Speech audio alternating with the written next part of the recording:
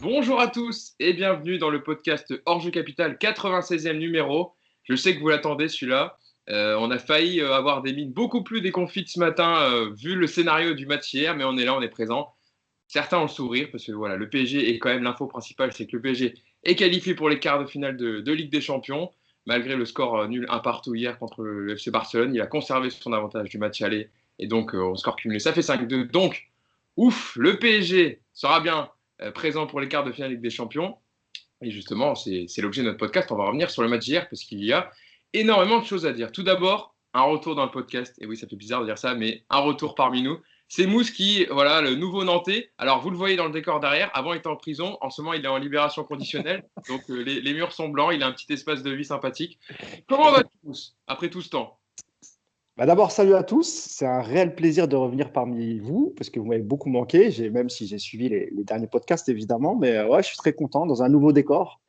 Évidemment, voilà, j'ai quitté mon petit appartement boulonnais dans les Hauts-de-Seine et me voilà à Saint-Herblain, tout près de Nantes. C'est beaucoup plus grand. Ça doit résonner un peu parce qu'il n'y a pas tous les meubles encore. Je suis encore en pleine installation, mais bon, tout va bien, tout va bien. Et puis, retour pour une qualification, même si on a beaucoup souffert hier. Voilà, j'ai le sourire quand même parce que on est qualifié. Place au quart maintenant.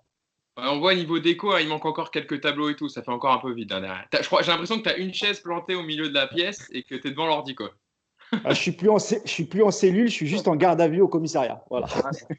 Donc les murs sont blancs, tout est repeint, tout est neuf. Bon, en tout cas, ça me fait plaisir Exactement. de t'avoir de retour avec nous, Mousse. Nicolas Merci Hugo. Prince également qui était avec nous, mais lui il était présent lors de tous les précédents podcasts. Ça va, Nico? Salut Hugo, salut tout le monde, ça va bien, super. Qualification, donc la journée est bonne. La journée est bonne, effectivement, et je me tourne vers le dernier. J'ai mis un tweet hier à la fin du match pour dire est-ce que vous êtes prêts pour demain, pour débriefer, etc. Et il y en a un qui a dit, Mousse m'a dit, moi j'aurai le sourire parce qu'on est qualifié. Et il y en a un qui m'a répondu, bah vous attendez pas à ce que moi j'ai le sourire. Le match d'hier, c'est Yacine Amnet qui était avec nous. Alors Yacine, je ne vais pas te demander comment ça va, mais comment s'est passé ton deuxième visionnage du match cette nuit? Franchement, c'était déjà salut à tous. Voilà. Ouais, c'était dur. C'était dur parce que franchement, avec le recul, mais en fait, c'est encore pire que. On dirait qu'il y a tellement d'émotions que tu vois pas tout, Ouais. mais en revoyant le match, ouais, franchement, waouh, ça fait peur. Et comme je disais hier dans un tweet, ce qui est grave avec ce club, c'est qu'on n'est même pas, on n'arrive même pas à être heureux d'être qualifié, on est soulagé. Enfin, c'est une nuance, mais c'est dur, quoi. On n'a pas le droit de kiffer, nous. C'est la vie qui a décidé de nous faire mener ce club, la souffrance. Ah, c'est la vie qu'on a décidé de mener en supportant le PSG, hein. Tu sais bien, il y a jamais deux matchs qui se ressemblent d'affilée avec Paris, hein. C'est ça, c'est ça. Mais j'imagine, alors là, Yacine, la minute tactique, elle va être chargée hein, aujourd'hui. Ouais, et pour ceux qui ont vu les précédentes, en fait, on va se rendre compte qu'il y a un vrai lien entre tout ça, dans la façon de courir, dans la façon de harceler le porteur, ou de pas l'harceler plutôt hier, de pas courir hier, de subir complètement le match. Bon, voilà, il y a plein d'explications, mais c'est vrai mais il y aura évidemment beaucoup de phases défensives, parce que c'est là où le PSG a pêché. Et il y aura un petit changement, c'est-à-dire que je ne vais pas faire l'animation offensive et défensive. Hmm. Je pense que je vais plutôt partir sur la première mi-temps et la deuxième mi-temps, parce que je pense c'est plus intéressant à faire sur ce match-là que de dire offensivement ce qu'on a fait et ce qu'on a mal fait et bien fait, et défensivement ce qu'on a mal fait et bien fait. Parce qu'il y a enfin, il y a deux matchs quoi, dans ce match. Et tu peux même le dire, Yacine, parce que nous aussi, ça va être notre fil Ouais. conducteur pendant ce podcast. On va, pour découper un peu, on va dire, décrypter ce match d'hier, on va revenir sur la première période et la deuxième, parce que clairement, ce n'était pas les mêmes aspects ni les mêmes joueurs sur le terrain. Pochettino a procédé à des changements assez rapides. Donc voilà, on va vraiment découper le match pour que vous compreniez un peu comment on va revenir sur le match, la première période et la deuxième période. Mais avant de rentrer dans cette première période, déjà une question un peu générale, Mousse. Alors je le disais, le PSG a été malmené, très sérieusement inquiété, notamment en première période, mais aussi dans l'ensemble du match. Au final, le PSG a réussi à enterrer ses vieux démons et conserver son avantage de l'aller avec, au final, ce nul un partout, hein. Un but d'Mbappé sur penalty à la 30e minute, un but stratosphérique de Lionel Messi pour égaliser à la 37e. Franchement, la frappe, je ne l'ai pas vu partir et Navas, je pense qu'il ne l'a pas vu non plus, tellement elle était puissante et soudaine. Mais finalement, les Parisiens seront au rendez-vous des quarts de finale. Qu'est-ce que tu retiens du match hier? Quel adjectif tu pourrais utiliser pour qualifier la prestation? Le soulagement, la victoire? Qu'est-ce qui te revient en tête là? On est le matin, le lendemain de cette victoire. Enfin, de cette victoire, cette qualification, pardon. En fait, ça dépend parce que comme il y a eu 2 mi-temps complètement différentes, même si la deuxième, on ne l'a pas maîtrisée, c'est pas ça dont il s'agit, mais on va dire quand même qu'en deuxième, c'était un peu mieux. Ouais, c'est un peu de soulagement et évidemment de la joie parce que c'est Barcelone et il fallait solder un peu les comptes, même si la manière n'était pas là. Je vais retenir un peu de solidarité à la fin parce qu'il fallait et il y a eu quelques entrants qui ont fait du bien. On en parlera tout à l'heure. Mais ouais, c'est plutôt du soulagement, comme l'a dit Yacine, parce qu'on n'a pas pu kiffer en fait. C'est-à-dire que à chaque fois qu'on se qualifie, on fait un match sur deux. C'est jamais une performance globale aboutie. Mais malgré tout, voilà, on est quand même content. L'aventure continue. On sort une très grande équipe de Barcelone, en tout cas hier, ce qui n'était pas le cas il y a 3 semaines. Donc, ouais, je suis content en tant que supporter. Et je suis aussi un peu déçu par le contenu, évidemment. On en reparlera. Mais voilà, l'essentiel est là. Le sourire est quand même là. J'étais content en me levant ce matin. Je connais mon équipe. Je sais que le Paris Saint-Germain est capable de tout, du pire, du meilleur. Hier, c'était le pire, mais ils avaient fait le job à l'aller. À l'aller, on les a surclassés. Au retour, ils nous ont surclassés. Ça fait un partout, mais c'est nous qui sommes qualifiés. Donc voilà, il faut quand même le prendre avec le sourire et se dire que pour les prochains matchs, on sait qu'à la mi-temps, Pochettino a élevé un peu la voix et leur a montré un peu leur carence. J'espère qu'ils retravailleront dessus et j'espère qu'on ne verra plus jamais ce type de rencontre. Parce que voilà, là, on va arriver en quart de finale et c'était déjà du sérieux, Barcelone. Mais là, ça sera encore plus sérieux. Donc, j'espère qu'ils vont bien revoir les images, qu'ils vont bien retravailler tactiquement et qu'ils nous proposeront plus ce genre de spectacle, surtout pour nos petits cœurs fragiles, parce que hier, c'était particulièrement difficile. Il ne fallait pas être cardiaque. D'ailleurs, dès la mi-temps, on en reviendra tout à l'heure, mais Pochettino a montré quelques séquences en vidéo, dès la mi-temps, pour montrer certains aspects qu'il n'avait pas du tout plu dans le comportement de ses joueurs. Donc, c'est intéressant, on y reviendra tout à l'heure. Nico, qualification finale, mais que ce fut dur hier soir, que de frayeur. Toi, pareil, je te pose une question. Quel adjectif ou quel mot que te revient pour décrire la performance des Parisiens et cette qualification compliquée? En un mot, je vais dire frustration parce que tu attendais forcément mieux de ce match retour et que à l'arrivée, tu as eu peur, alors que tu ne dois jamais te faire peur sur un match comme ça quand tu vas autant dominer l'aller. Donc il y a une petite frustration par rapport à la manière. Maintenant, comme le dit Mousse, c'est un match aller-retour. Tu peux pas occulter ce qui s'est passé à l'aller. Tu peux pas occulter aussi le visage du Barça qui a été vraiment très très fort hier pendant près d'une heure. Tu peux pas occulter, à contrario, le très mauvais visage du PSG qui a mal entamé ce match et qui s'est mis tout seul un peu, je trouve, dans cette situation. On en reparlera plus tard. Et puis à l'arrivée, écoute, voilà, t'es qualifié, c'est ce qui compte. C'est ce qui compte. Je pense que on n'est pas les premiers à pas maîtriser un match retour après avoir réussi un match aller. C'est quelque chose qui arrive souvent. Ce qu'il y a, c'est qu'effectivement, par le passé récent de ce club, on a tous repensé à ce qui s'est passé il n'y a pas si longtemps et on avait forcément ça en tête alors qu'on a été les premiers à dénoncer un peu ce traitement médiatique depuis 3 semaines où on nous a encore matraqué de cette remontada. On ne voulait pas en parler, on ne voulait pas y penser. Puis finalement, à l'arrivée, je pense qu'on y a tous eu, on a tous eu quelque part cette pensée hier. Donc c'est un peu frustrant par rapport à tout ça. Mais quand même, voilà. On va pas faire la tête des mauvais jours, on va laisser ça à Yacine et on va savourer la victoire et la qualification contre, encore une fois, et je pense qu'on aura l'occasion d'en reparler, un très bon Barcelone hier qui, moi, m'a bluffé vraiment. Je sais qu'Yacine, au fond de lui, au fond, il est très heureux de la qualification. C'est juste que voilà, au lendemain, il y a encore évidemment le match qui revient, surtout quand tu le regardes une deuxième fois et que tu vois tous les petits aspects que tu n'as pas vus parce que tu étais pris dans l'émotion du match. Yacine, pareil, je te pose la même question et si tu veux, on peut rentrer avec toi dans le fil de la première période. Quel adjectif utiliser pour qualifier la prestation des Parisiens hier? Et par rapport à ce que disait Nico aussi sur le fait que Barcelone a livré un très très bon match, contrairement à la 3 au Camp Nou, est-ce que le plan de jeu du PSG, c'était comme elle avait annoncé Pochettino sur ses différentes conférences de presse, d'avoir le ballon, d'attaquer, mais que tout simplement, en fait, ils se sont fait confisquer le ballon parce que le Barça les a contrariés dans leur plan de jeu, en fait. Alors, il y a plusieurs choses. Le mot qui me vient, c'est souffrance, quoi qu'il arrive, parce que tu as souffert sur un match où, comme l'a dit Nico, tu ne dois jamais souffrir. Tu as gagné 4-1 à l'aller à l'extérieur, donc ça, c'est pas normal. Mais il y a un deuxième mot qui me vient, en fait, c'est efficacité. Parce que je le répète souvent, c'est un de mes credos, le fameux résultat et le contenu. À l'aller, on avait dit malgré tout qu'après le penalty, il y a une bonne période du PSG, il y a le penalty et il y a deux actions, Dembélé et Griezmann, où tu peux être mené 2-0. Il y a Dembélé qui frappe sur Navas à l'aller, hein. Et il y a Griezmann qui frappe juste à côté. Et après, effectivement, Paris est efficace. Hier, en fait, c'est le manque d'efficacité de Barcelone qui te permet de rester en vie. Parce que juste sur Dembélé, j'ai noté les minutes, ces occasions, parce que c'est des occasions, hein, qu'il a.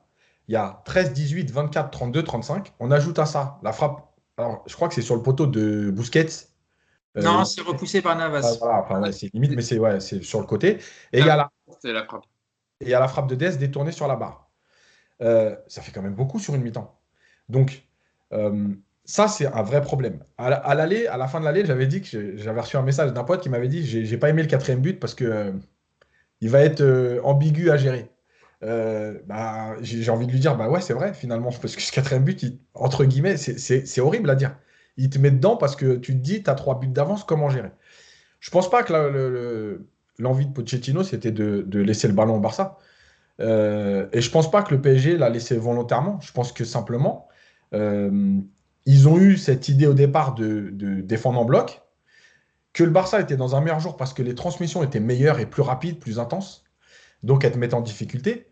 Mais je pense tout simplement, il faudra y revenir sur le problème mental. Je pense que cette équipe n'avait pas de jambes à cause du problème mental. Parce que c'est pas possible de rater autant de passes, c'est pas possible de proposer si peu. On voyait des joueurs qui avaient peur. J'ai noté dans la première période, il y a au moins 5 fois où le ballon ressort avec Navas, où personne propose et Navas allonge, et Barcelone récupère. Mais en fait, c'est c'était rare. pas. Voilà. C'est rare que Navas en vienne à dégager sans solution, parce qu'il n'a pas de Voilà. solution.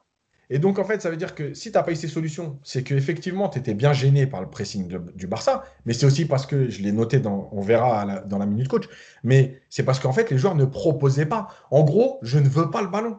Parce que si c'est moi qui le perds et qu'on prend un but, je me mets dedans. Et donc, tout ça additionné, ça a donné cette première période ignoble où tu n'as jamais tenu le ballon. Il y a plus de 70% de possession de balle du Barça. C'est pas normal. Il y a des vraies occasions. Alors moi, je veux bien qu'on m'explique, tu vois, le débat, c'est de dire, parce que déjà, là, le papier que j'ai fait après le match, il y a déjà eu un premier tweet en disant, frôler la correctionnelle, mais on a 3 buts d'avance à la fin.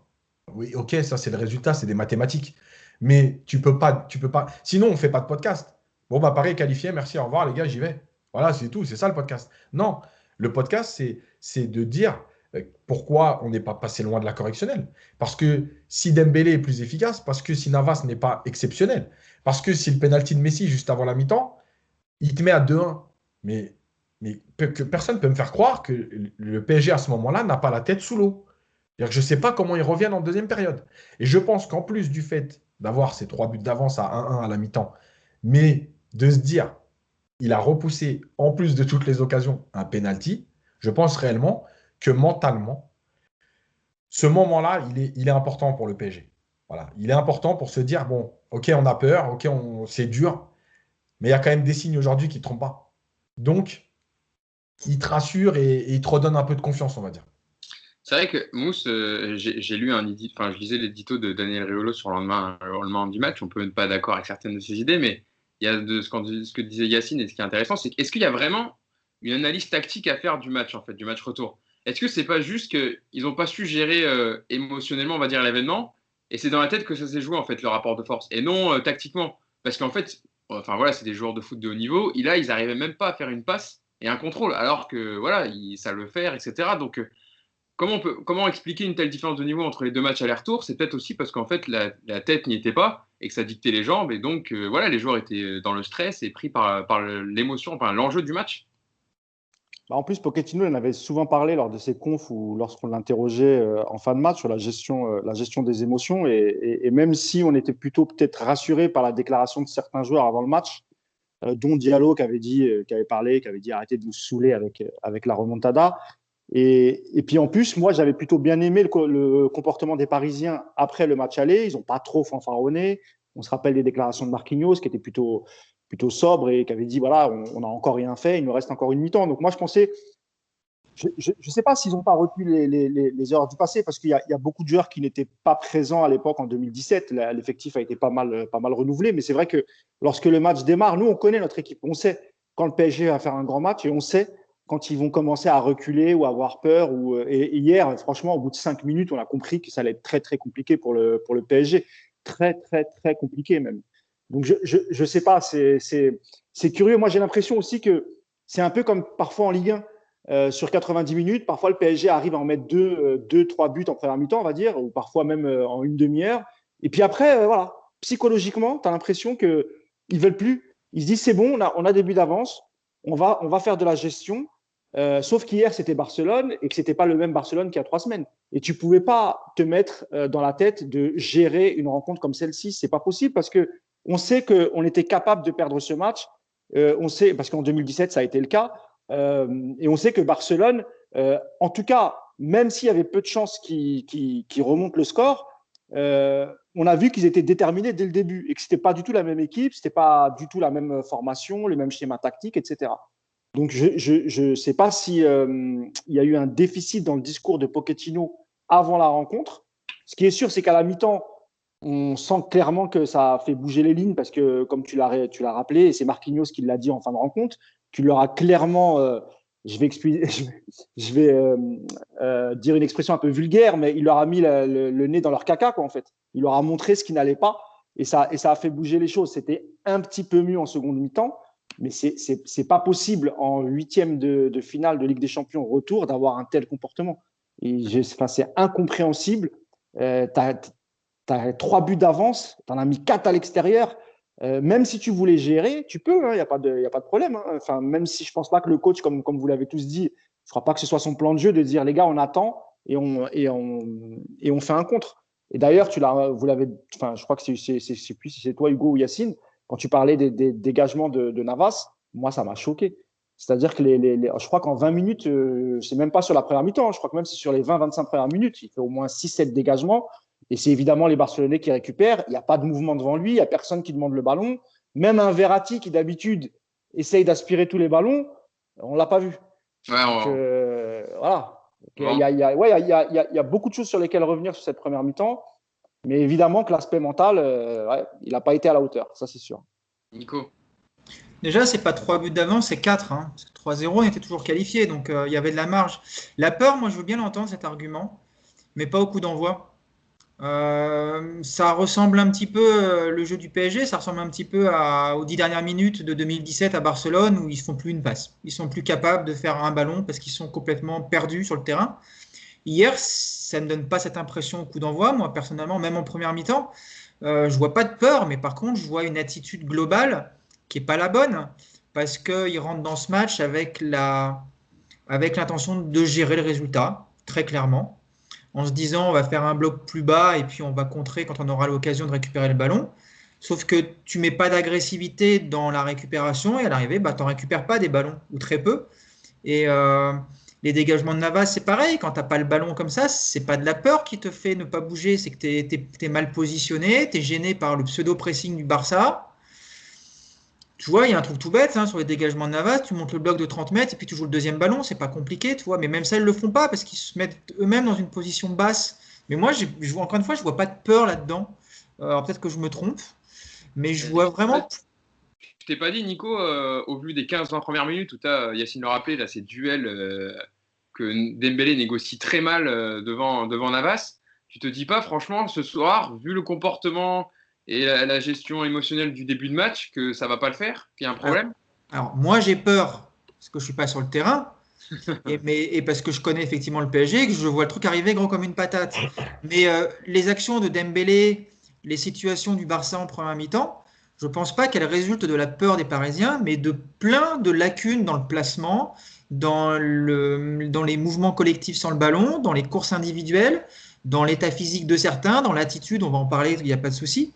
Mais pour moi, ce n'est pas de la peur tout ça, c'est une multitude de mauvais facteurs, d'une mauvaise approche de ce match. C'est-à-dire qu'on l'a mal préparé. Je pense aussi qu'on ne s'attendait pas du côté parisien à avoir un Barça de cette qualité après le match aller où ils nous avaient laissé beaucoup de temps avec le ballon, où ils n'exerçaient aucun pressing. Et même avec le ballon, on avait rarement vu un Barça dangereux. Ils n'ont pas énormément d'occasions au match aller. Là, on a un Barça qui était vraiment en mode le grand Barça quand même. C'était du beau football. La première heure de jeu du Barça, il n'y a pas beaucoup d'équipes qui peuvent rivaliser, franchement. Hein. Mais encore une fois, je ne vois pas de peur là-dedans. Je vois Je vois plein d'erreurs tactiques et collectives et individuelles, mais pour moi, c'est pas de la peur. Yacine, on peut parler aussi Nico, on parlait de la compo du Barça aussi, parce que c'est vrai que au-delà du fait que le Paris Saint-Germain est passé à côté de son match hier, c'est parce que le Barça aussi a proposé une rivalité bien supérieure au match aller. Cette fois, Coman a complètement revu ses plans. Il a mis la compo qu'il a alignée sur les derniers matchs, en gros, depuis la défaite contre le PSG à l'aller. C'est ce 3-5-2 avec De Jong qui était dans une position reculée dans la défense à 3 parce que Piqué était absent. Mingueza l'anglais avec lui. Il y avait Jordi Alba et Serginho Dest sur les côtés. Serginho Dest qui a fait énormément de mal à Kurzawa, c'est un euphémisme de le dire. Pedri, Busquets, Messi au milieu de terrain et en pointe Griezmann, Dembélé. Et c'est vrai que dans l'approche du match, Coman en tout cas dans cette bataille du milieu de terrain dont on a souvent parlé au match aller, là clairement les Barcelonais ont mis le pied sur le ballon et à un moment il y avait même des séquences de passe à 10 quoi. C'était aucun Parisien. Alors certes les Parisiens ne faisaient aucun pressing donc c'était plus simple. Mais aucun pour mettre le pied. Tu avais la balle qui passait d'à droite à la gauche, ça repassait dans l'axe, ça finissait sur une situation. Ils ont récité quand même les Barcelonais hier, il faut le dire. Ouais, bien sûr. Et je pense que le système y est pour beaucoup parce qu'en fait, ça permet de défendre autrement et ça permet aussi. Parce que De Jong, il n'est pas resté que Ouais, derrière. il est monté, il a apporté. Voilà, il s'intercalait, donc ça mettait du monde. Et ça permet aussi d'avoir des latéraux qui sont des latéraux offensifs, plus hauts, et être moins obligé de penser à se replier pour empêcher la prise de profondeur. Maintenant, moi, là où j'ai juste, je reviens là-dessus vite fait. Pourquoi pour moi c'est de la peur? Parce que je pense qu'on minimise dans le football le côté mental, dans le sens où quand tu as peur, tu as moins de jambes. Ça, c'est la première chose. Et on a vu hier les Parisiens qui avaient moins de jambes. La deuxième chose, c'est que la peur, en fait, c'est pas forcément de dire on est tétanisé, c'est de dire je ne veux pas être celui qui fait l'erreur. Donc en fait, tu vas pas au pressing parce que tu dis si je suis éliminé, peut-être que derrière ça n'a pas suivi. Quand tu demandes pas la balle à Navas, c'est ça. Je l'avais dit dans une vidéo, je sais plus c'était sur quel match, où je parlais du fait qu'il y a des joueurs, ils font semblant de demander, mais ils se mettent toujours dans des zones où tu peux pas les trouver. En gros, vous avez vu, j'ai demandé, mais je veux pas le ballon en fait. Ça, il y a des joueurs, c'est des spécialistes de ça dans le football. Et en fait, hier, c'était ça. C'est-à-dire que je vais montrer là d'ailleurs à la minute, il y a des joueurs qui sont positionnés mais ils viennent pas en gros, bon, je suis là, mais si tu peux ne pas me la donner, ça m'arrange quand même. Voilà. Pour moi, c'est de la peur. Après, peut-être que le terme n'est pas approprié, mais en tout cas, pour moi, si. Maintenant, pour revenir sur l'ensemble, en fait, il y a eu trop de laisser faire. Voilà. Effectivement, le Barça était bien positionné, était très haut. Il y a une séquence de jeu où le Barça récupère au moins 3 ou 4 ballons à 30 mètres. Il n'y a pas le défenseur du Barça le plus bas, il est à 35 mètres du but parisien. Et toi, tu es incapable de faire 2 passes pour aller sortir derrière.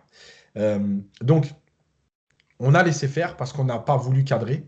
Il y a des séquences, effectivement, comme tu l'as dit, Busquets, en fait, hier, il a fait le match qu'il peut faire aujourd'hui avec son niveau athlétique. C'est-à-dire qu'il était dans un fauteuil pour pouvoir organiser. Il y a encore une fois 2 ou 3 séquences où il récupère le ballon, Barcelone fixe, on ressort avec Busquets, et tranquillement, il contrôle et il va chercher à l'opposé parce que personne ne sort dessus. Et le problème, c'est que le positionnement de Verratti trop haut, là, hier, ça a posé problème. Parce que finalement, tu ne peux jamais le trouver. Et lui, il ne savait pas trop où se situer. Et le meilleur, entre guillemets, sur cette séquence-là, enfin sur cette première demi-heure, en fait, c'est Gay. Parce que son volume de course. Alors, vous avez vu quand même que c'est Verratti qui a le plus couru. Donc, vous voyez, le volume de course, ça ne fait pas tout. Mais par contre, Gay, en fait, il a permis aussi, sur deux ou trois séquences, de faire un peu reculer le Barça. Mais il était tout seul. Et moi, j'avais déjà dit que j'avais un doute sur Paredes sur les matchs où il y aurait cette pression. On a vu hier. Voilà, hier, malheureusement, Paredes, quand il n'est pas protégé par les attaquants qui défendent et par les milieux, bah, c'est très compliqué pour lui. C'est vrai que Mousse, on va venir sur Keylor Navas après, vous inquiétez pas, on va avoir le temps d'en parler, on va passer un peu de temps dessus parce que à chaque fois on en parle un petit peu, on dit toujours voilà, si on n'en parle pas, c'est que parce qu'on n'a pas besoin de parler de lui tellement il est efficace, etc. Mais là on va quand même consacrer une petite partie dessus. Mais pour terminer sur le milieu de terrain, Mousse, c'est vrai que, comme Yacine le disait, Paredes hier, on l'a dit, hein, dès qu'il y a un peu d'intensité, dès qu'il n'est pas laissé libre pour organiser le jeu, un peu comme Busquets l'a été hier, bah, clairement il devient transparent en fait. On le voit pas du tout, il perd rapidement les ballons. Verratti aussi a énormément de difficultés à dicter le tempo et calmer le jeu. Et comme le disait Yacine, c'est vrai qu'il n'y a que Gay qui a essayé un peu de combler les trous, on va dire, et de mettre le pied quand il fallait et d'essayer de ressortir rapidement, quoi. Dans ce type de match, Paredes, j'ai envie de te dire, je vais peut-être en choquer certains, mais dans ce type de match, il ne sert à rien. Il sert à rien parce que déjà, tu n'as pas la possession du ballon. Donc, avec le ballon, tu ne peux pas faire ce que tu sais faire, c'est-à-dire casser des lignes, etc., essayer de trouver les attaquants devant. Ça, tu ne pouvais pas le faire, tu n'avais pas le ballon. Et en plus de surcroît, tu étais pressé au milieu, ils pressaient comme des dingues. Et physiquement, tu avais l'impression qu'il n'était pas là, qu'il n'était pas présent, il ne faisait aucun effort. Moi, hier, au milieu de terrain, j'ai vu parfois les Barcelonais se faire des passes à 5-6 mètres et avoir des plots devant eux. Et défense comprise, hein, en première mi-temps, tu avais l'impression qu'ils jouaient devant des plots. Les mecs, il n'y avait pas de mouvement, ils ne bougeaient pas. Donc Barcelone, eux, non seulement ils ont une qualité technique incroyable, en tout cas hier, ils avaient une qualité technique incroyable, ils rataient très peu de passes, mais vraiment très très peu de passes. Tout arrivait. Et en face de toi, tu as des milieux de terrain qui ne font pas les efforts, à part Gay, c'est vrai, et qui a gêné parfois les Barcelonais au milieu, mais que ce soit Verratti ou Paredes. Et Verratti, Dieu sait que nous, on le défend toujours et qu'à chaque fois, on le répète que surtout dans ce type de match, il est indispensable, etc. Rien. Mais Paredes, hier, vraiment, il ne servait à rien. Je ne sais pas si il aurait fallu changer plus tôt, etc. Il n'y avait peut-être pas beaucoup de solutions. S'il fallait mettre que des joueurs qui courent au milieu de terrain parce que tu n'avais pas le ballon, alors à ce moment-là, peut-être qu'un Herrera, il t'aurait fait du bien, ou faire rentrer peut-être Danilo plus tôt. Bon, quoi qu'il est quand même rentré assez tôt, Danilo. Mais c'est vrai qu'hier, sur le milieu de terrain et notamment sur Paredes, encore une fois, quand tu n'as pas la possession du ballon et quand on sait que Paredes, lui, il joue uniquement lorsqu'il n'y a pas de pressing devant lui, il faut qu'il soit sur un fauteuil pour pouvoir orchestrer un peu au milieu de terrain. Non, hier, il servait absolument à rien. Et évidemment qu'on est déçu parce qu'on aime ce joueur par les qualités qu'il apporte, mais il va falloir qu'il apprenne aussi à jouer sous pression. Et jusqu'à présent, vous me dites si je me trompe, mais on n'a jamais vu un bon Paredes lorsqu'il y avait une équipe qui te met la pression en face. C'est rare. Il est toujours bon quand en face. Bon, voilà, on le laisse un peu jouer, il est tranquille, ce qui n'était pas du tout le cas hier. Donc, encore une fois, moi, ce qui m'a surpris, c'est vraiment aussi les erreurs techniques au milieu, quoi. Tout à l'heure, on parlait de la récupération systématique des Barcelonais sur les ballons perdus. Même quand tu récupères un ballon, tu n'es pas capable d'aligner deux passes. Tu avais toujours un Barcelonais qui te mettait la pression et qui arrivait à chipper le ballon. Et ça, en première mi-temps, ça n'a été que ça. Ça n'a été que ça. Je crois que sur l'ensemble de la première mi-temps, Barcelone doit être à 80%. Il me semble que c'était 80% de possession. Donc oui, Paredes hier, voilà. Attends, tu peux lui mettre un ou deux, c'est pas volé quoi, comme note, quoi. Nico. Paredes, c'est pas une question d'être sous pression ou pas, c'est une question d'avoir des solutions de jeu surtout. Non, mais il n'a pas de solution, Moussière. Et Verratti, qui pourtant sous pression est quand même un super joueur, hier il a le même problème que les autres. Quand il a le ballon, j'ai parlé de Verratti, là, je suis d'accord. Et je pense que c'est pas une question d'être sous pression, parce que même un mec comme Verratti, comme je te dis, qui est capable de jouer sous pression, hier avec le ballon, il n'arrive à rien en faire. Quand tu n'as pas de solution autour de toi, que tu résistes ou pas à la pression, le problème il est le même, tu peux rien faire. Paredes, on sait qu'effectivement, sous pression, il faut qu'il donne le ballon assez vite, sinon ça va être problématique. Sauf qu'hier, quand tu as récupéré le ballon, tu n'avais pas de solution. Tu avais vaguement Mbappé qui attendait sur son côté, et le reste autour, ça ne bougeait pas. Tu n'avais pas de milieu, tu avais les latéraux ne montaient jamais proposés. Enfin, tu avais ce gros problème-là. Et ça, et même défensivement, tu me dis Paredes, ça sert à rien, mais Paredes, il est comme Verratti. Alors déjà, il y a un truc hier, je pense qu'il faudra prendre en compte, c'est qu'ils avaient peur de prendre un carton, les deux, j'en suis persuadé, et que quelque part, ils ont joué avec un petit peu de retenue. Alors, c'est d'autant plus con que Paredes, il le prend quand même à l'arrivée. Donc, tu te dis. Verratti ne le prend pas. Verratti ne le prend pas. D'ailleurs, c'est un miracle. Pour le quart de finale. Ouais, c'est vrai, Nico, j'avais oublié ce léger détail qui a son importance. Et ça, c'est vrai que le carton peut peut-être expliquer ce manque d'agressivité. Ça, je suis d'accord. C'est vrai que j'avais omis ce détail. Pardon. Mais après, moi, je trouve que ce manque d'agressivité s'explique aussi par le déséquilibre que cette équipe te procure tout le temps. Parce qu'au milieu, tu es en infériorité numérique en permanence parce que ni Draxler ni Mbappé viennent faire le nombre au milieu de manière. Ils se positionnent vaguement, comme je le dis, comme des escrocs, comme ils font assez souvent tous. Mais ils ne viennent pas pour défendre. Ils viennent pour montrer qu'ils sont là, mais pas vraiment pour peser dans la défense. Et puis après, ça enchaîne tout. c'est que ton milieu ton milieu central, il est complètement en infériorité numérique. Ça veut dire que sur les côtés, tu as de la place pour les latéraux. Florenzi, complètement hors de jambes, hors de forme, il n'est absolument pas apte à jouer ce match-là. Kurzawa, c'est peut-être le seul sur lequel je suis d'accord avec vous. Lui, mort de trouille, du début à la fin. Lui, pour le coup, je pense qu'il avant de passer à Keylor Navas, on parlera si tu veux. Oui, je suis d'accord, mais tu as deux latéraux qui sont à la rue. Tu as des milieux qui, dans l'axe, sont pris dans le nombre. Et tu as les milieux excentrés qui sont censés être sur ce coup-là, donc Mbappé et Draxler, qui ne viennent pas faire le boulot. Ton déséquilibre, il est énorme. Il est énorme, ton déséquilibre. Et c'est pour ça que je vous dis, c'est pas pour moi une question de peur ou une question de pas de jambes. C'est que tu as cette espèce d'opposition tactique complètement remportée par Koeman sur ce coup-là.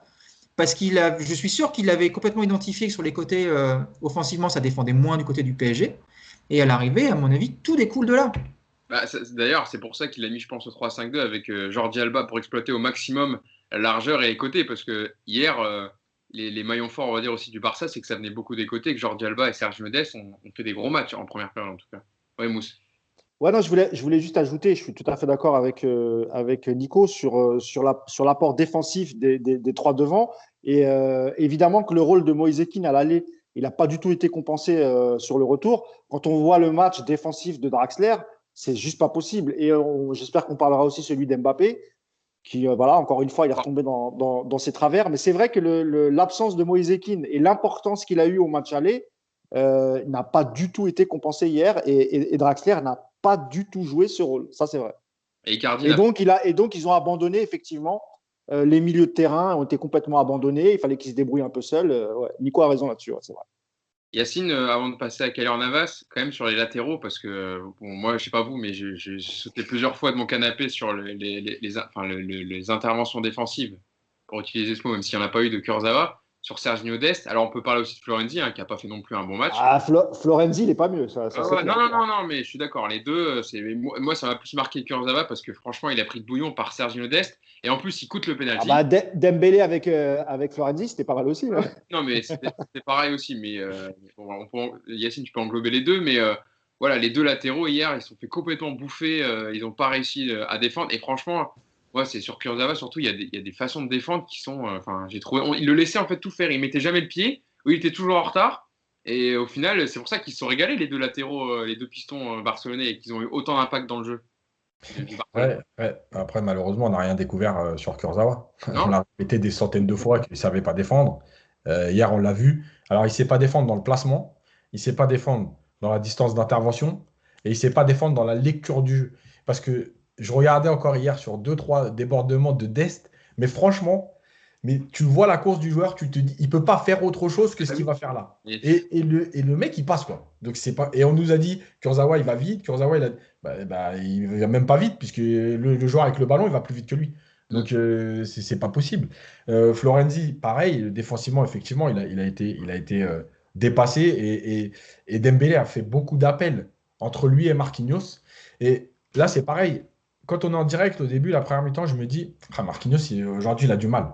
Et en fait, quand tu revois la première période, alors oui, il a du mal, c'est pas du grand Marquinhos, mais en fait, il a du mal parce que comme les positionnements ne sont pas bons, en fait, lui, il sait jamais où il doit être. Est-ce qu'il vient couvrir Florenzi? Est-ce qu'il avance pour empêcher, pour mettre un bloc plus compact? Mais en même temps, comme les autres sont perdus, s'il avance dans son dos, ça va partir. Enfin, c'est pas de sa faute à lui, quoi. Donc, c'est catastrophique. Moi, je rejoins Nico aussi sur l'histoire du mouvement. Bien sûr que c'est aussi le mouvement qui permet à Paredes d'avoir du temps. S'il n'y a pas de mouvement autour de lui, je l'avais expliqué encore une fois dans la Minute Coach 2-3 fois, sur ce fait d'avoir un milieu qui avance, même s'il ne reçoit pas le ballon, mais qui oblige en fait la ligne de milieu adverse à reculer, en se disant, tiens, il va se placer entre les deux lignes, va falloir le prendre. Si tu n'as pas cette course-là, bah, effectivement, Paredes ne peut pas avoir le temps. Donc en fait, c'est un peu 50-50, on va dire.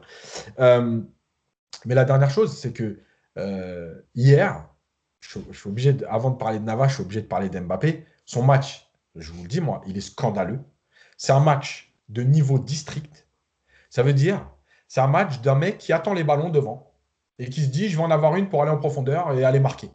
Et je répète, cette histoire-là, alors, c'est encore une fois du mental, cette histoire de Haaland a marqué, il faut qu'Mbappé réponde. Mais hier, si ça joue, mais que celui qui m'explique que ça ne joue pas, c'est un menteur. Parce qu'hier, Mbappé, non seulement il n'a pas défendu, mais il n'a même pas fait semblant de se replacer dans la ligne.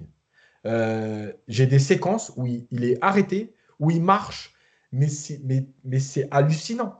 Et en fait, il ne le fait pas parce qu'il se dit, il va y avoir des espaces, comme à l'aller, et en fait, je vais attendre le moment pour aller en profondeur. Voilà, c'est ce que je vais faire.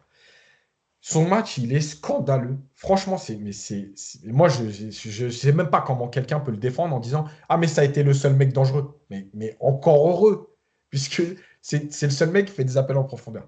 Et la dernière chose, c'est sur Draxler. Il n'a pas été bon, il n'y a pas de problème et tout. Maintenant, encore une fois, alors, par contre, là, j'avais cette impression au début du match. Et quand je l'ai revu, ça a confirmé. En fait, Draxler, c'est pas qu'il n'a pas défendu, c'est qu'il a très mal défendu. Parce qu'en fait, si vous revoyez le match, Draxler, il fait les courses de replacement, il fait les courses. Il n'a pas été si scandaleux que ça, Draxler. Voilà. Mais en fait, le problème, c'est qu'il s'est très mal positionné parce qu'en fait, on ne savait pas s'il voulait aller aider Florenzi ou s'il revenait un peu à l'intérieur. En fait, son positionnement était mauvais. Et il était mauvais puisqu'on défend aussi les autres sur en fait, la cohérence collective. En fait, il est aussi mauvais parce qu'Icardi n'a pas fait les 5-10 mètres qu'il a fait à chaque fois à Barcelone pour gêner Busquets. Et parce qu'Mbappé, de l'autre côté, n'a pas fait les efforts, ce qui fait que c'est Verratti qui venait faire avoir ce positionnement pour aider Kurzawa. Mais si Verratti a ce positionnement, c'est qu'à un moment donné, Verratti n'est plus à l'intérieur du jeu pour gêner. Donc, il fallait que Paredes décale, mais il ne le fait jamais. Paredes, lui, il reste dans l'axe. Donc, qui doit faire l'autre? C'est Gay.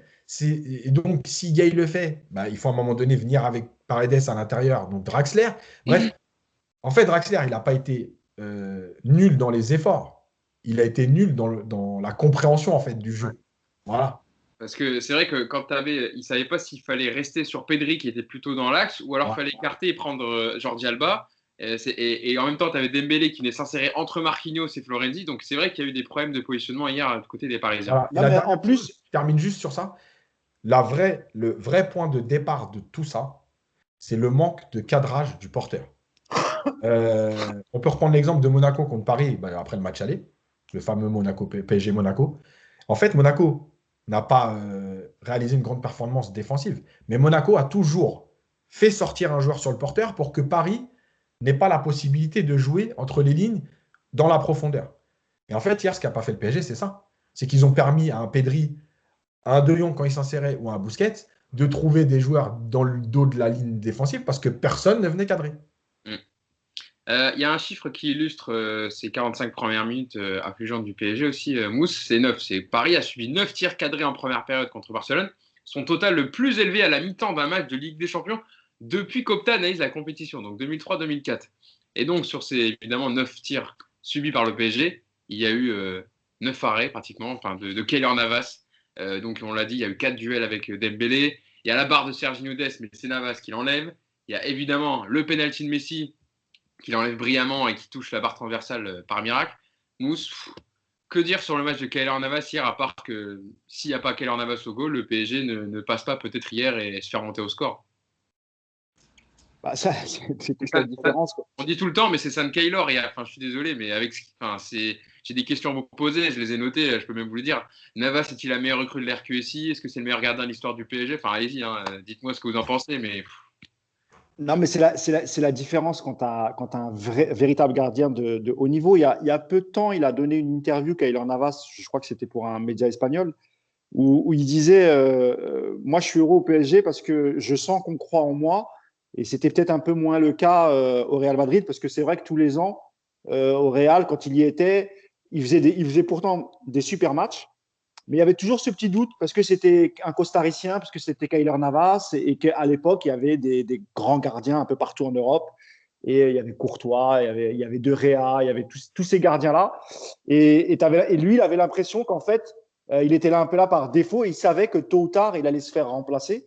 Et c'est d'ailleurs pour ça que lorsque Courtois arrive, même si Zidane ne veut pas de Courtois, il veut absolument garder Navas parce que Zizou, lui, il sait ce qu'il a entre les mains.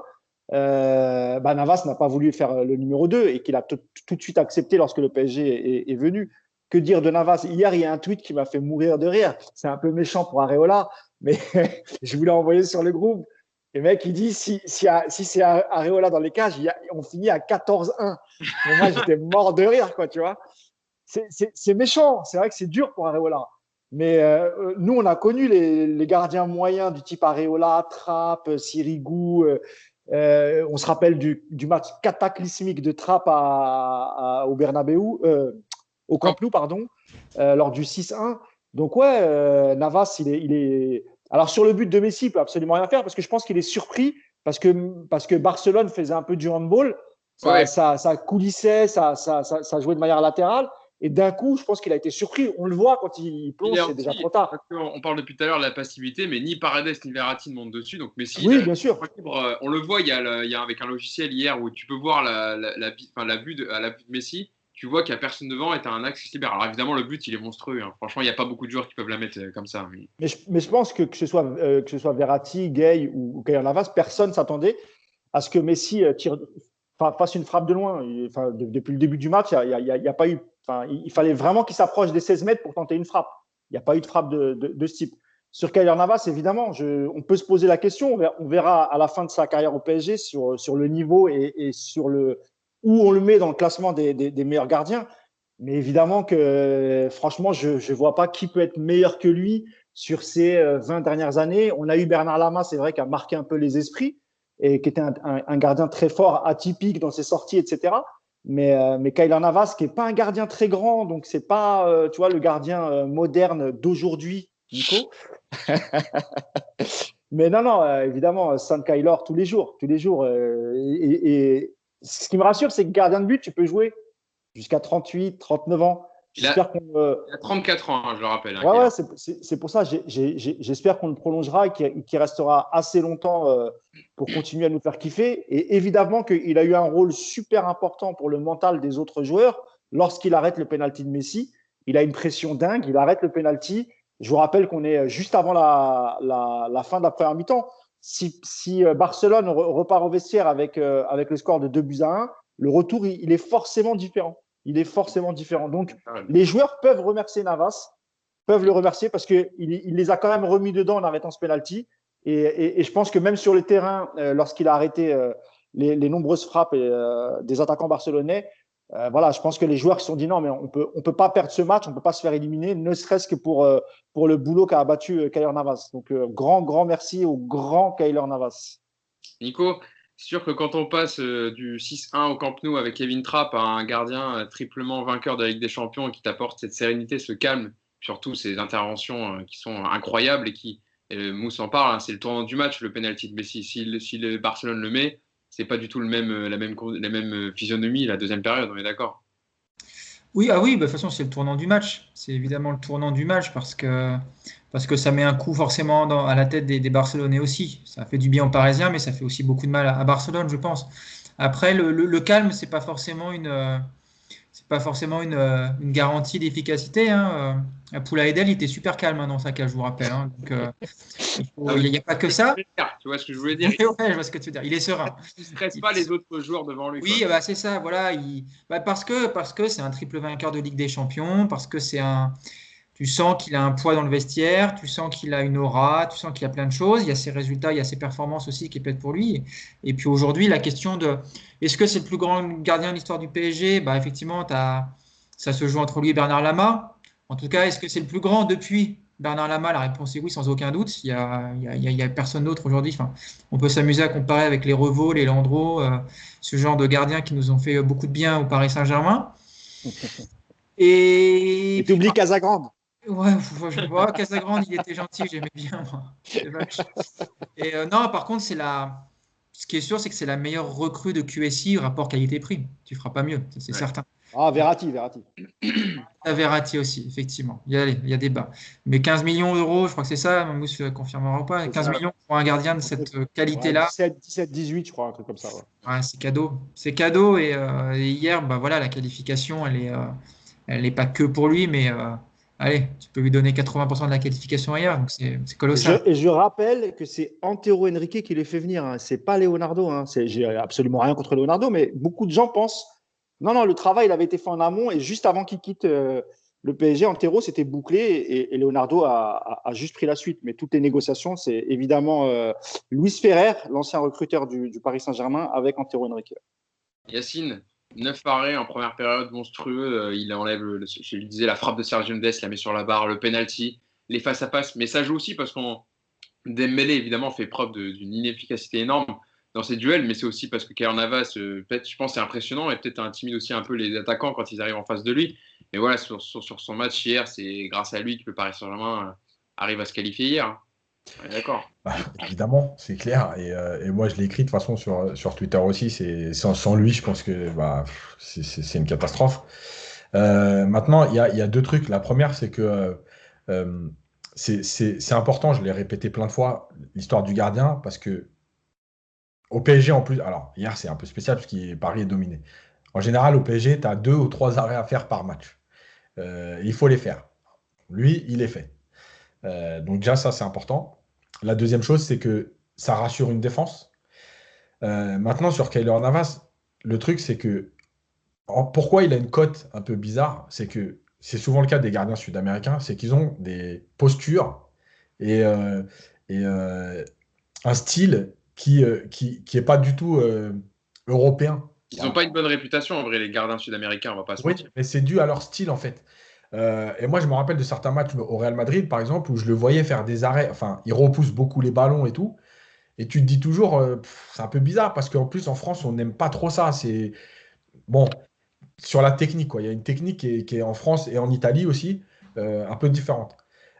Malgré tout, ce que tu dis, c'est important sur les faits de l'ascendant psychologique qu'il a sur les attaquants. Mais je pense surtout qu'en plus de l'ascendant psychologique, il a un vrai bon positionnement. Et en fait, Navas, il ne fait pas d'arrêt spectaculaire parce qu'il est souvent très bien positionné dans la lecture de la trajectoire. Et je crois que c'est bizarre, mais c'est Bernard Lama, je crois, quand il est arrivé, qui disait, ouais, moi, Navas, je ne le trouve pas exceptionnel. Ouais, parce qu'en fait, il ne correspond pas aux critères de la formation des gardiens de but en France, et un peu plus, pour élargir un peu plus, en Europe. C'est des styles différents, mais en fait, sa lecture du jeu, elle est juste exceptionnelle.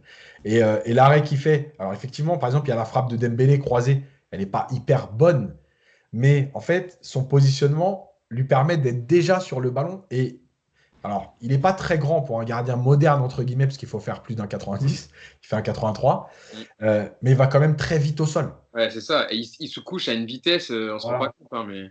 Donc, en fait, il a toutes les qualités. Et c'est vrai qu'aujourd'hui, alors, pour caricaturer, on dit souvent que pour aller loin dans les grandes compétitions, il faut un grand gardien et un grand numéro 9. Après, au milieu, tu peux meubler.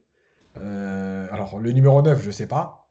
Mais en tout cas, le grand gardien, bon, on l'avait déjà dit l'année dernière. Hein, parce que rappelez-vous, quand il est absent en demi-finale, on se dit que c'est une catastrophe. On est presque là à se dire si on devait hésiter entre Neymar et Navas, il vaut mieux avoir Navas que Neymar, quoi. Et là, bah, voilà, hier, il l'a prouvé. Hier, il a prouvé qu'à la mi-temps, si tu existes encore, si tu es encore en vie, et si tu es encore capable de faire mal à Barcelone mentalement, c'est grâce à lui. Et évidemment que le tournant, alors, toujours dire, hein, le tournant, évidemment que le tournant du pénalty à la 45e, c'est quand même le symbole. Parce que prendre ce pénalty juste avant la mi-temps, et je rappelle, entre parenthèses, que Kurzawa, il échappe au deuxième jaune, c'est un miracle qu'il ne finisse pas à 10. Hein, parce qu'il a déjà un jaune. Ouais. Parce que l'arbitre, sa faute, elle n'est pas, enfin, c'est pas une faute méchante, hein, il est maladroit. Mais l'arbitre siffle penalty, on a vu beaucoup d'arbitres mettre jaune automatiquement sur un penalty. Oui, c'est vrai. Il y a une stat. Il n'est pas si évident que ça. Ouais, ce que j'allais dire, moi non plus, je le vois pas. Honnêtement, parce Moi, que je dis pas qu'il est évident, je dis qu'il y a un contact.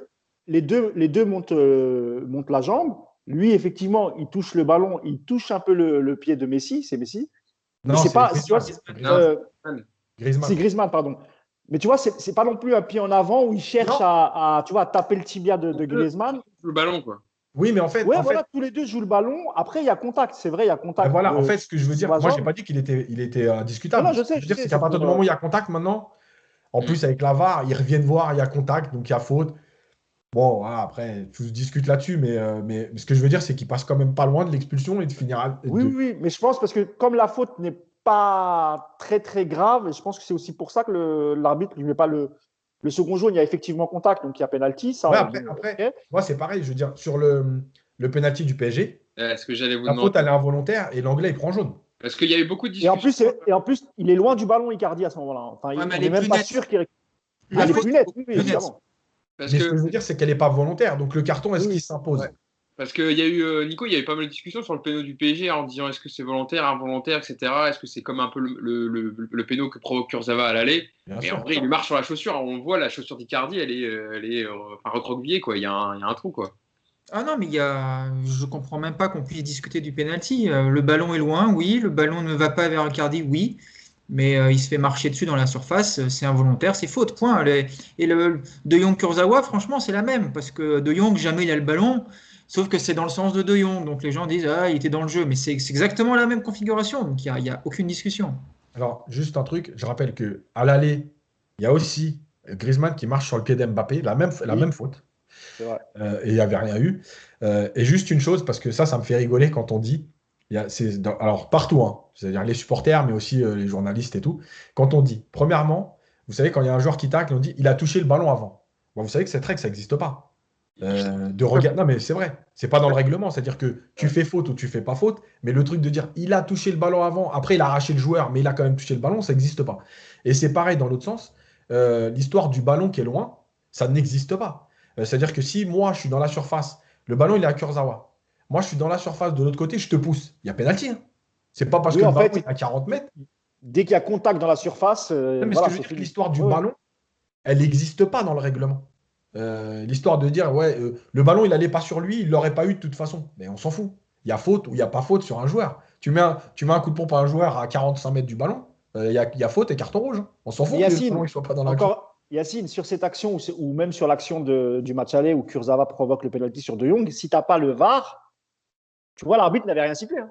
Si, Ouais, De Jong, non, De Jong, c'est sifflé. Non, je te parle d'hier. Je te parle Ouais, d'hier. hier, ouais. Hier, l'arbitre ne sifflait pas. Hein. Ça veut dire que sans le VAR, bah voilà, on aurait continué à 0-0 et on n'aurait pas eu ça. Donc c'est vraiment le VAR qui fait qu'on est revenu dessus, il est reparti regarder l'écran, il est revenu.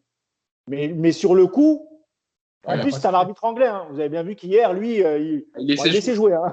Il n'y a pas de problème. Hein. Il y a eu plus, enfin, que nous, on a l'habitude de voir siffler en Ligue 1, mais lui, hier, il y avait des contacts, il disait allez, relevez-vous. Il a fait souvent ça, on l'a vu souvent faire ce geste. Surtout envers les joueurs parisiens, j'ai remarqué. Ouais. Oui. Je ne vais pas faire mon parano, mais bon. Non, mais il a été plutôt bon, l'arbitre hier. C'est Anthony Taylor, hein, c'est ça. Ouais.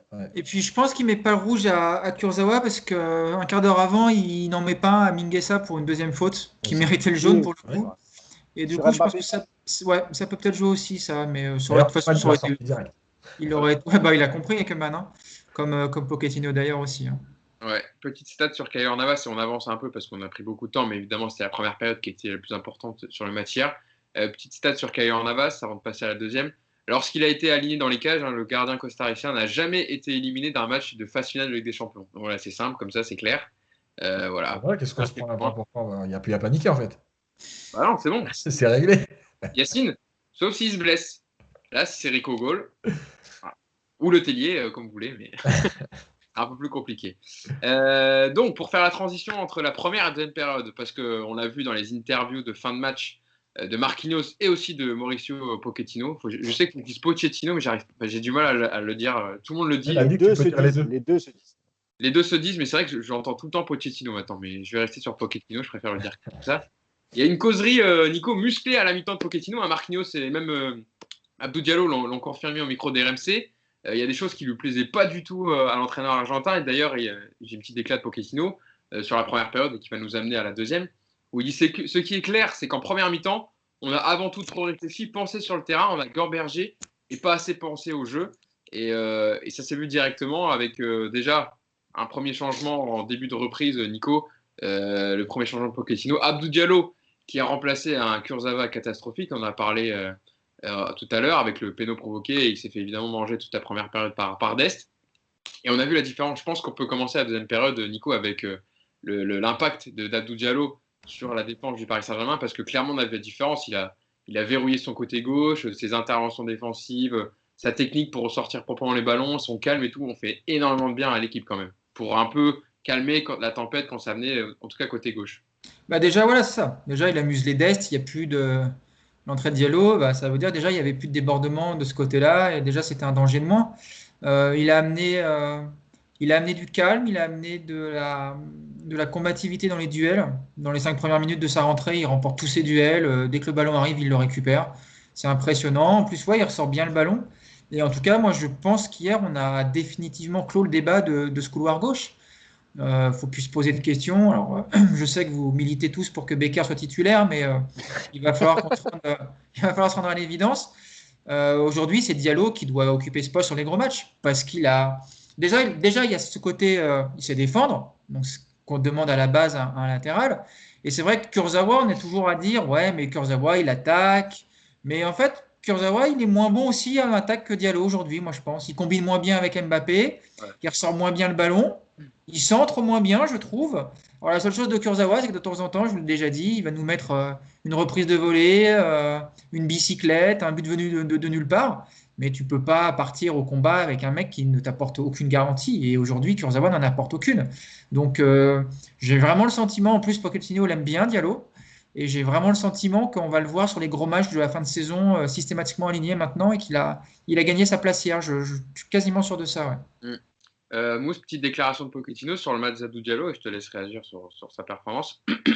Donc l'entraîneur argentin qui a dit « C'est ce que l'on attend d'un joueur que l'on fait entrer en jeu. Dès qu'il est rentré, il a eu un impact énorme dès ses 5 premières minutes de jeu. Sa performance a été d'une grande aide pour obtenir le grand résultat du soir. » C'est vrai que hier, en tout cas, je suis d'accord avec Nico. Là, maintenant, tu ne te poses plus la question. Jusqu'au retour de Bernat, c'est lui qui doit être titulaire dans les gros matchs en arrière-gauche. Bah, moi, j'avais mis un petit message sur le groupe WhatsApp quand il est rentré et j'ai attendu d'abord les 5 premières minutes et j'ai dit putain, qu'est-ce qui fait du bien Diallo à gauche.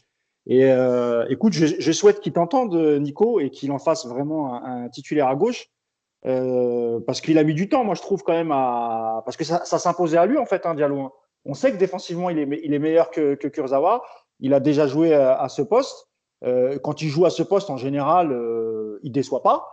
Alors parfois il peut se louper comme tout le monde, mais la vérité c'est que défensivement il est nettement supérieur à Kurzawa et Becker réunis. Donc hier normalement, oui je suis désolé Nico, mais normalement Pochettino il n'a plus d'autre choix que de l'intégrer dans son 11 titulaire, dans son 11 type. Il peut pas faire autrement. Je vois pas comment. Après. Il va falloir parce que c'est vrai qu'Mbappé, il est plutôt habitué à jouer avec Kurzawa et tu disais, Nico, que ça ne fonctionnait pas forcément. Parfois, ça fonctionne un petit peu tout de même. Il y a une petite, voilà, j'allais dire une petite complicité, oui et non, mais il y a quelque chose. Mais là, avec Diallo, c'est comme un peu sur le penchant droit, le côté droit. Hier, c'est ce que je disais. Hier, moi, quand je vois que Draxler, il est sur la feuille de match, je me dis, c'est cool, il a fait des bonnes rentrées, il a fait des bons matchs.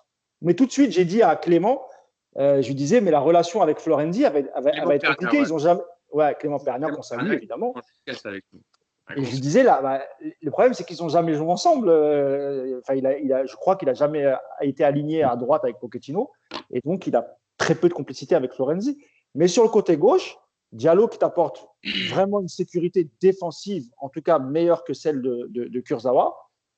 Moi, je suis d'accord avec Nico. Enfin, il ne peut plus se passer de lui et il faut absolument l'intégrer. Et là, il y aura un petit souci à droite parce que Florenzi, on commence à se rendre compte que, bon, voilà, c'est physiquement, etc., c'est un peu compliqué.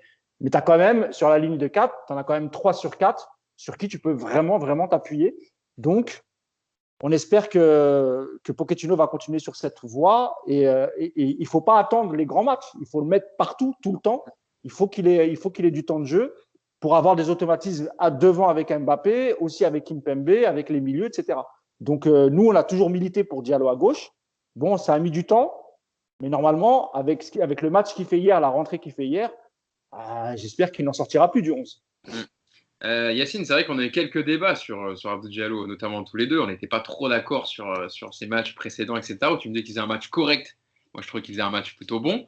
Hier, il a fait un très, très bon match. Mais aussi, je pense, Yacine, on peut englober sur le fait, on parle aussi de Pochettino qui faisait des changements très tardifs sur certains matchs. Là, il n'a pas hésité à voir qu'à la mi-temps, bon, d'une, Kurzawa avait un jaune, mais à le changer directement parce qu'il voyait qu'il n'était pas dans le coup et il a fait un bon coaching. Ouais, parce qu'il a réagi dès la mi-temps, donc c'est bien. Après, en même temps, Je vais toujours être un peu. C'est ce qu'on attend d'un coach. Oui, mais Oui. ouais, mais je te pose la question, Yacine. Est-ce que Tourelle, il l'aurait fait, tu penses? Non, mais aujourd'hui, je te dirais non. Maintenant, en fait, ça dépend quel Tourelle, parce que le Tourelle des 6 premiers mois, il l'aurait fait. Oui, mais ouais, Mais le Tourelle de la fin, ça faisait longtemps qu'on avait plus ce Tourelle, donc il l'aurait voilà. sûrement pas fait. Donc, le truc, c'est que oui, c'est bien. C'est comme l'histoire de la causerie. C'est bien. Je veux pas qu'on en fasse trop. Parce que je me rappelle, par exemple, que on en a fait des caisses sur la causerie de Pascal Duprat avec Toulouse. Et à un moment donné, c'est juste le travail d'un coach. À un moment donné, quand on voit ton équipe à la rue, et je pense en plus ne pas respecter les consignes, bon, que tu tapes une gueulante, c'est très bien. C'est juste normal, en fait. Mais voilà. Bref, en tout cas, Diallo, moi, ce que j'ai aimé, c'est que son entrée, elle est très bonne. Pour ceux qui avaient vu la minute coach d'avant, le match aller, moi j'avais déjà milité pour Diallo à gauche. Alors au départ c'était pour Dembélé. Bon, Dembélé il a joué plus axial là, mais c'était pour bloquer Dembélé. Mais moi je reste persuadé que dans cette équipe-là, comme elle est organisée avec les joueurs qu'il y a, le côté défensif de plus rassurant de Diallo, il sera toujours plus important. Et moi je l'ai répété plusieurs fois ce que dit Nico. Moi je pense que Kurzawa il a juste bluffé tout le monde par quelques buts. Voilà, c'est pas un joueur de haut niveau, c'est tout. C'est un bon joueur de football, c'est pas un joueur de haut niveau. Mais ça, c'est la jurisprudence de Marcelo. Parce que je vais pas me faire des amis, mais désolé. Marcelo au Real Madrid, c'est un super joueur, mais c'est tout sauf un latéral gauche. Voilà. Mais il a bluffé, pareil, on nous a fait passer pour le meilleur latéral gauche du monde. Non, c'est un très très beau joueur de football, etc. Mais c'est pas latéral gauche. Bref.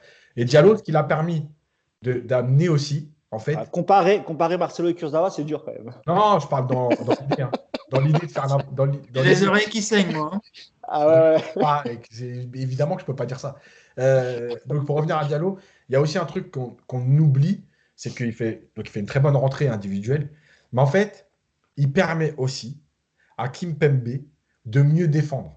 Parce qu'il n'est plus obligé de venir tout le temps couvrir Kurzawa ou d'hésiter de se dire est-ce que je vais couvrir, est-ce que je reste dans l'axe pour être avec Marquinhos, etc. En fait, et c'est pour ça que des fois on dit un joueur ne change pas tout, mais si, il peut changer beaucoup de choses et il change en fait l'attitude des autres. Parce que tu te dis, tiens, il a remporté ses premiers duels, il est bien rentré dans son match. Dest, on ne le voit plus. D'ailleurs, il a fini par sortir. Eh ben, je vais pouvoir enfin me consacrer à mon rôle et ne plus être obligé de défendre pour deux. Et ça, c'est hyper important en fait dans le positionnement de chacun. Et c'est aussi pour ça que malgré tout ce que je disais là quand j'ai dit Marquinhos, il n'a pas fait une grande première mi-temps, etc. Et ben, comme par hasard, la charnière centrale a été encore plus performante en seconde période. Bien meilleur en deuxième, Marquinhos. Hein. Je dis bien meilleur Marquinhos en deuxième. D'ailleurs, on en parlera tout à l'heure, mais qui sauve un but. Mais en fait, c'est ça, c'est la conséquence de tout ça. Et si on regarde bien les 20 dernières minutes pour aller juste un peu plus loin, et ce qu'on avait dit encore une fois, comme quoi on ne dit pas trop de bêtises, le fait que Danilo serait meilleur quand l'équipe va subir. Danilo hier, attention, il ne fait pas. Tu peux l'intégrer, Yacine, et après je viendrai voir Nico, mais dans les changements de Pochettino, dès la 59e, faire deux nouveaux changements, Di Maria qui a aidé aussi à tenir le ballon quand c'était un peu le feu, et Danilo dans ce genre de match où tu as 28% de possession de balle, il est très utile. Ben oui, parce qu'en fait, il a amené de la densité physique, et évidemment qu'il est mieux quand tu es plus bas, parce que là, il est au milieu de tout le monde, il a moins besoin de courir. Et donc, en apportant cette densité physique, il a été dans son rôle, en fait, le rôle qu'on connaît de lui depuis des années. Et en fait, tout ça additionné, plus, il ne faut pas oublier non plus la baisse de régime du Barça malgré tout, et bah oui, ça a donné une meilleure deuxième mi-temps. Mais en fait, c'est encore une fois ce qu'on explique depuis des semaines. Le football, c'est un sport collectif. Et quand un, deux ou trois joueurs font moins d'efforts, sont pas dedans, etc., bah oui, c'est l'équilibre complet qui est mis à mal. Et là, la fin de match, elle est mieux gérée. Et je pense qu'il y a juste un tournant, encore une fois. C'est le tag de Marquinhos qui empêche, parce que cette action, elle est folle. Hein. Messi, je crois qu'il hésite à tirer, il se retourne, il tire pas tout de suite, Marquinhos se jette. J'ai cru qu'il y avait une main à un moment donné, parce que tout le monde a un peu... aussi. Ouais. C'est Messi qui fait la main. Et en plus, c'est voilà, Messi fait la main. Ouais. Ça, c'est extraordinaire. Mais quand il est à terre, Marquinhos, on a l'impression qu'à un moment, le ballon arrive sur son bras. Et en plus, tu as Griezmann qui est derrière, qui est prêt aussi à récupérer le ballon. Il y a quand même que dans le foot, qu'un mec fait une main et réclame la main. Je veux dire, ça, c'est magique, quoi. Mec, la balle, elle touche sa main et c'est lui qui demande la main, quoi. Bon, bref. Je peux dire un petit mot sur Ouais, de toute Kurzawa, façon, je te coupe 2 minutes. Si effectivement Pochettino se met dans la tête qu'il a trouvé un nouveau latéral gauche en la personne d'Abdou Diallo, ça peut aussi signifier que Kurzawa peut quitter le club en fin de saison. Hein. Ça, c'est possible parce que si tu finis la saison, tu le mets titulaire, tu le mets sur le banc. On se rappelle aussi que Thomas Tuchel préférait souvent Baker à Kurzawa. Donc, si on se rend compte dans les prochains matchs que Kurzawa est relayé sur le banc, bah, ça peut être une bonne chose pour le PSG parce que, économiquement parlant, on sait que c'est difficile pour tous les clubs. On sait que Paris aussi, il fallait trouver un challenger à Juan Bernat. Selon les dernières informations, il se pourrait qu'il accepte une prolongation de 4 ans, Bernat. Si tu installes aussi Abdou Diallo à ce poste-là, ça fait d'abord une bonne concurrence. Ça te fait quand même 2 bons latérales gauche au profil très différent, j'ai envie de dire, parce que Bernat est très, très offensif et que le profil de Diallo est un peu plus défensif. Donc, du coup, tu as les 2 profils. Et on avait critiqué la décision de Leonardo de prolonger de 4 ans ou 5 ans Kurzawa. Je ne sais plus si c'est 4 ou 5 ans. Mais tu peux récupérer de l'argent si tu arrives à le vendre cet été. Donc, ce qui se passe en ce moment, pour le futur, ça peut être pas mal aussi en termes de concurrence, de joueurs. Tu aurais vraiment 2 bons latérales gauche. Et puis, tu as Baker que tu peux prêter pour qu'il aille s'aguerrir ailleurs. Et tu peux récupérer un peu d'argent avec Kurzawa. Désolé pour Baker, hein, Nico. Nico. Je pas à toi. Par contre, le petit rire sarcastique de Yacine, c'est. C'est ça le plus humiliant, Nico. Ouais. En bas, c'est pas vraiment le pouce. C'est parce que Yacine, tu vois, des fois, il n'y a pas besoin de dire quelque chose. Un silence, tu sais. Yacine, c'est le petit rire à la Fantomas, tu vois. Nico, sur la deuxième période du Paris Saint-Germain, donc on a parlé des changements, tu pourras l'intégrer, je pense, dans ton analyse de la deuxième période, des changements de Pochettino qui ont aidé le PSG à mieux s'en sortir. Il y a une déclaration de Pochettino sur la deuxième période que je voulais te donner, où il dit on a corrigé pas mal de choses en seconde mi-temps, on a élevé notre niveau de jeu, notre niveau d'attention et d'agressivité, on a été meilleur dans les phases de jeu avec le ballon, en étant à la hauteur de ce que l'équipe est capable de faire et a déjà montré. Mais c'est vrai aussi, comme il disait Yacine, Nico, que le Barça aussi a laissé beaucoup d'énergie en première période. Il y a ce penalty arrêté de Navas qui joue clairement dans les têtes et on n'était clairement pas sur le même rythme que la deuxième, quoi. Il y avait moins d'intensité et moins d'agressivité sur le porteur du FC Barcelone. Ouais, c'est exactement ça. C'est les 2 trucs combinés en fait. C'est qu'effectivement, le Barça, jusqu'à la 55e, 60e, il reste à peu près sur le même rythme et puis ça baisse vraiment pendant la dernière demi-heure. Et puis surtout, tu as le PSG qui met enfin un peu d'impact dans les duels, surtout, voilà. À l'image de Diallo, même effectivement Danilo qui te fait du bien, Marquinhos, Kimpembe qui commence à regagner aussi des duels. Tout ça fait que tu as une deuxième mi-temps à l'arrivée quand même beaucoup plus calme, puisque tu as quoi? Tu as une tête de Busquets repoussée sur un corner, tu as effectivement le cafouillage, un bel arrêt encore. Ouais. Comme Yacine disait en première période, Kylian Navas, l'arrêt est pas dingue, mais comme il est très bien placé en fait, bah voilà, il est placé au bon endroit quoi. Sur Ça va vite quand même. Hein. C'est un très, oui, ça va. Ouais. Après voilà, tu as le cafouillage de Messi, puis j'ai souvenir d'un centre aussi qui passe devant la surface, mais c'est tout. En fait, la deuxième mi-temps elle est quand même très calme et le paradoxe c'est que, alors je vois pas trop où Pochettino voit qu'on a une meilleure utilisation du ballon parce qu'on n'a pas d'occasion, on sort pas. Donc effectivement, si on garde un petit peu mieux le ballon aux alentours de la ligne médiane. Il y a eu des séquences de 3 passes au lieu d'une. C'est ça. Non, enfin ouais. Di Maria garde un peu plus le ballon dans les pieds tout seul parce qu'il n'a aucune solution autour de lui. Donc il sur quelques autour de lui. Voilà. Mais bon, je vois pas trop est-ce qu'on s'en sort mieux quoi. Au contraire, les seules semi-occasions, c'était au début de match, moi j'ai trouvé où on avait quand même placé 2-3 contres intéressants. Et puis le paradoxe de tout ça, c'est que tu n'es pas loin de gagner avec cette dernière occasion d'Mbappé quoi. C'est là où tu te rends compte que le foot c'est complètement dingue. C'est qu'à l'arrivée, tu n'es pas loin de gagner 2-1 ce match et tu rentres dans le scandale absolu pour le Catalan. Ils ne reviennent plus à Paris pendant 10 ans tellement ils sont écœurés si tu fais ça. Donc non, la deuxième mi-temps, elle est, voilà, je crois qu'elle est autant due à la baisse physique du Barça qu'à Paris qui a un petit peu levé la jauge. Mais bon, c'était tellement bas, tellement inexistant en première mi-temps que c'est pas non plus une deuxième mi-temps folle. Il ne faut pas se mentir. Hein. Yacine, c'est vrai que tu en parlais aussi en première, des actions de Dembélé. Mais là, Nico en parlait, le centre. Qui passe devant toute la défense, Dembélé, franchement, il doit y aller, il doit mettre le pied. Là, ça peut clairement aussi faire 2-1 pour l'FC Barcelone. En deuxième mi-temps. Ouais, en deuxième mi-temps. Sans- En fait, si tu regardes bien, Dembélé, il a été moins tranchant en deuxième. Tu sentais qu'il avait de moins en moins de jambes parce que même ses appels, ils étaient plus comme en première. Franchement, il fait 2 appels entre Marquinhos et Florenzi. Ça va très très vite. Ouais. Il a été très très bon, hein, Dembélé, faut le Ouais, dire. dans les déplacements, ouais, ouais. Ouais. Et en fait, en seconde période, tu le sens bien qu'au fur et à mesure, ça commence. Il a pas la caisse aujourd'hui pour enchaîner comme ça pendant 1 heure et demie.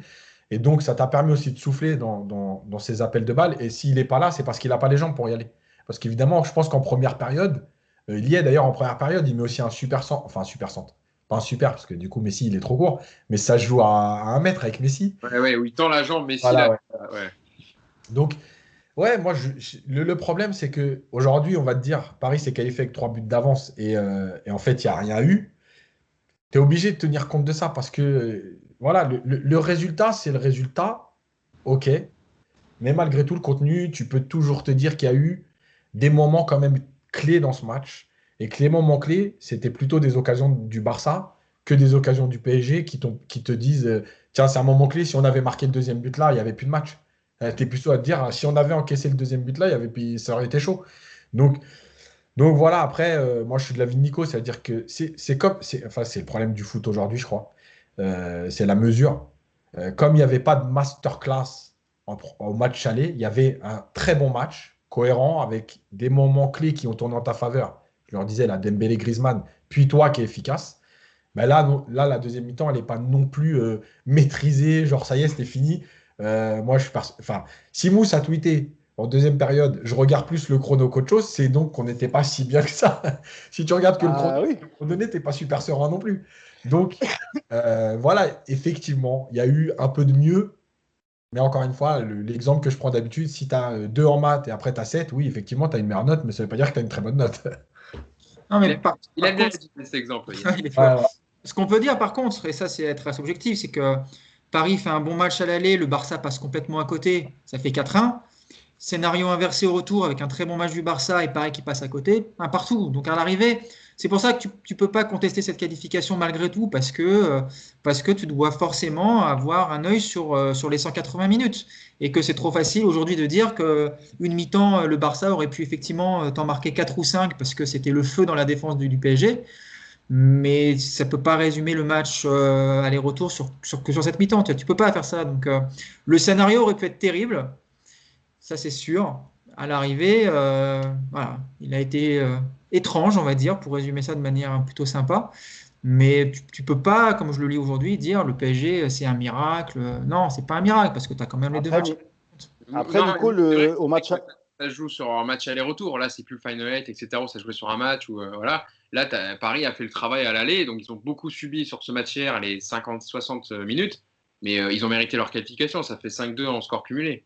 Mais avant de laisser la mousse, par contre, ça t'interroge effectivement, et ça c'est un vrai problème, sur la gestion du match retour du PSG. Ça, c'est une évidence il y a un problème. C'est un Je ne autre sais problème. pas si c'est psychologique, si c'est dans la tactique, si c'est dans la manière de savoir tout simplement gérer un résultat ou pas le gérer, mais on voit effectivement que il y a un vrai problème et que si l'UEFA décidait là de jouer un Final 8 pour à partir des quarts sur des matchs secs, ce serait formidable. Moi, je le signe tout de suite, hein.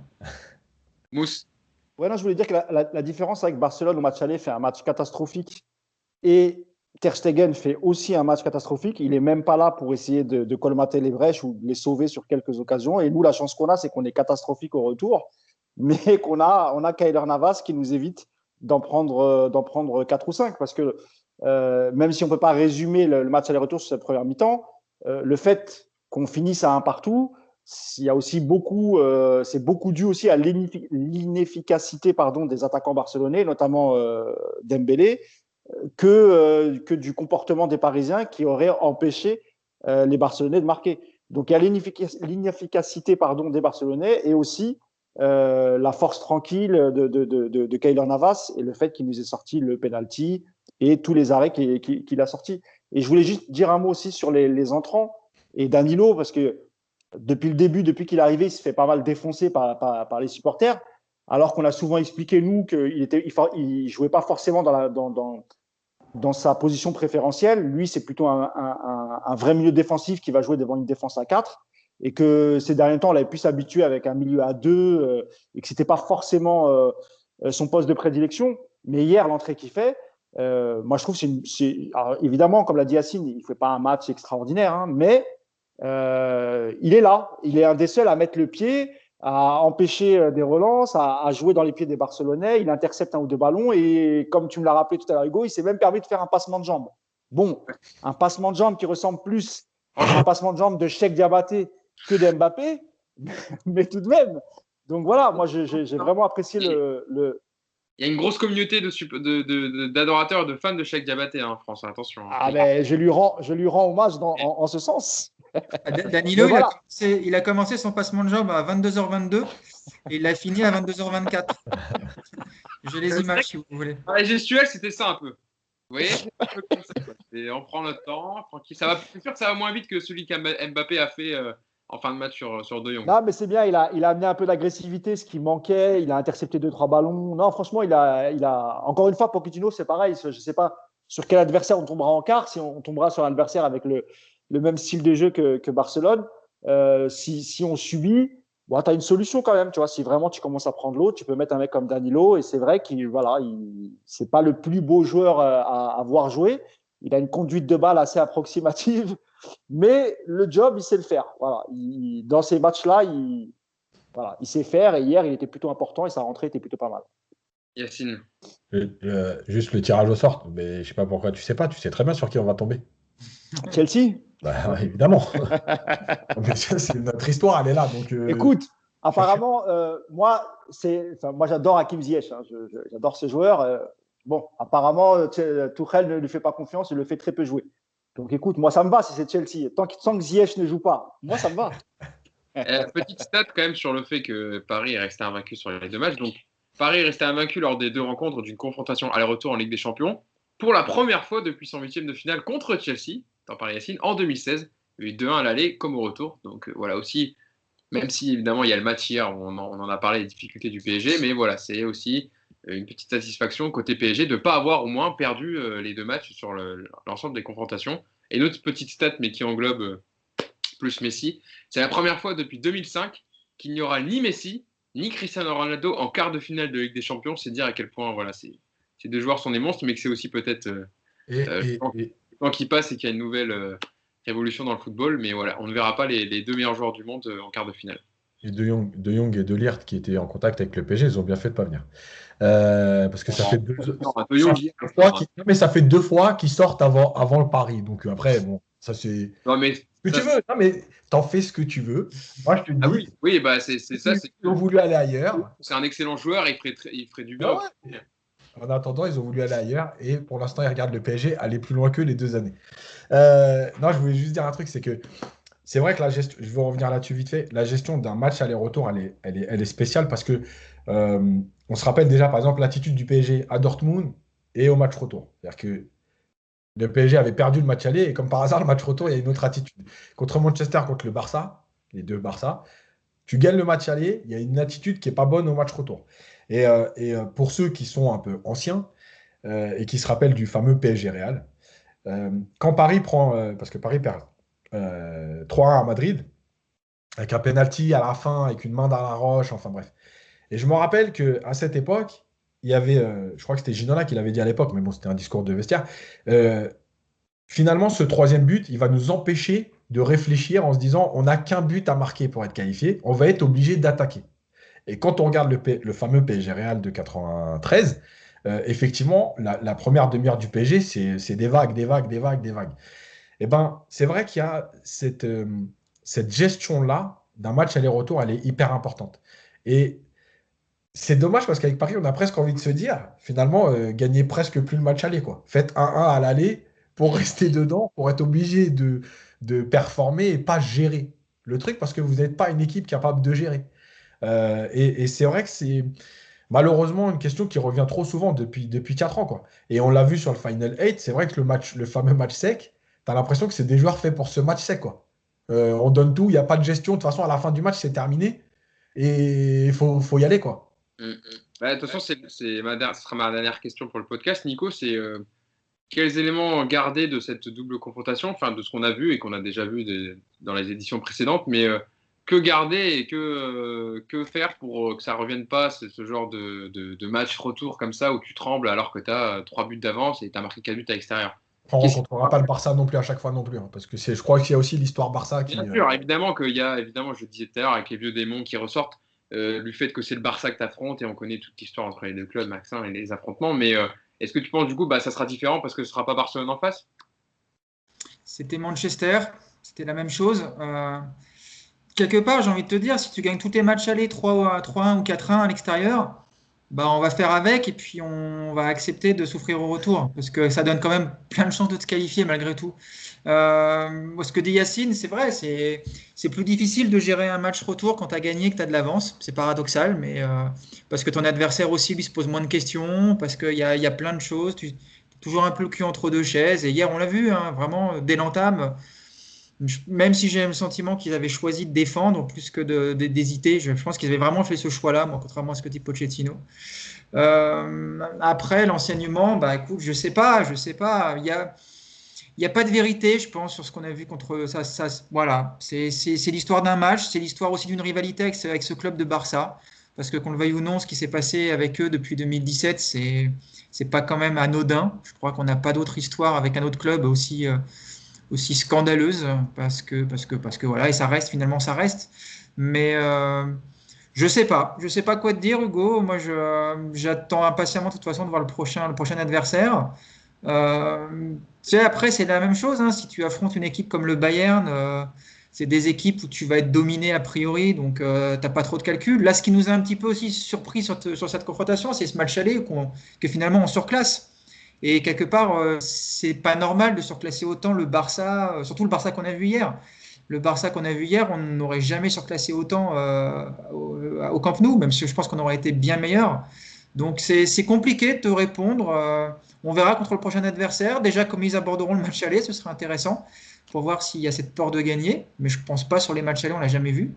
Et puis on verra sur un match retour si on est capable de bien gérer. Par contre, ce qui serait bien, je pense, c'est de recevoir à l'aller plutôt que d'aller recevoir au retour. Non, mais sérieusement, parce que je pense que Non. avec Non. l'absence, mais si, parce que je pense que l'absence du public aujourd'hui fait que le match retour à domicile, ça n'a plus du tout une grosse influence.